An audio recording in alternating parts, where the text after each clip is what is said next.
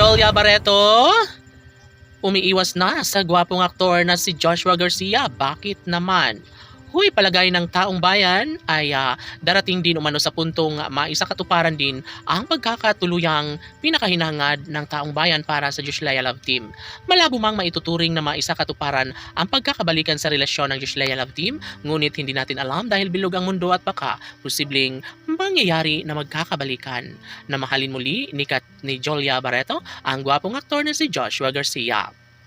Samantala, sobrang nandidilim na ang mga bashers ng Josh Lea Love Team dahil nga hindi nila akalain na mas lalong umiinit, mas lalong pinag-uusapan at posibleng magkakabalikan ang dalawang magkarelasyong si Joshua at Jolia. Mas pinapahalagahan ng dalaga at binata ang kanilang relasyon ngayon, lalo na't hindi pa umano nila alam kung ano ang dapat na gawin, kaya walang masasabi ngayon ang mga bashers dahil ramdam nila na darating din umano sila sa puntong sila ay mabibigo dahil sobrang in love pa rin sa isa't isa si Jolia Barreto at ang gwapong aktor na si Joshua Garcia. Oh my God! Of course, mananatili umano sa puso ni Jolia ang gwapong aktor na si Joshua.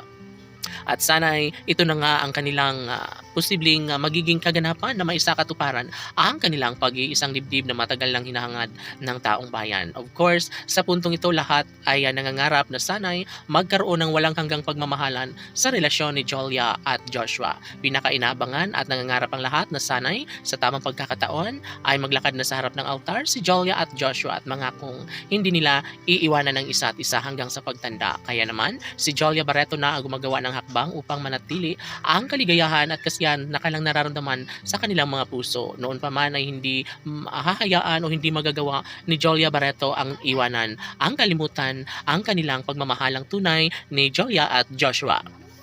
Yes, sobrang busy ngayon ang Josh Lea Love Team sa kanilang bagong pelikula at of course, mas pinapatindi pa umano ang kilig na kanilang ipaparamdam sa taong bayan. Of course, maging ang kanilang relasyon ay mas lalong pinag-iinit at umaasa ang taong bayan na sana nga ay tuluyan ng makamit ni Joshua at Jolia ang tamis ng pagmamahalang tunay na nagbibigay kaligayahan sa taong bayan. Ito na siguro ang tamang pagkakataon na maisakatuparan ang kakatuluyang nararapat na maramdaman o mararanasan sa relasyon ni Joshua at Jolia.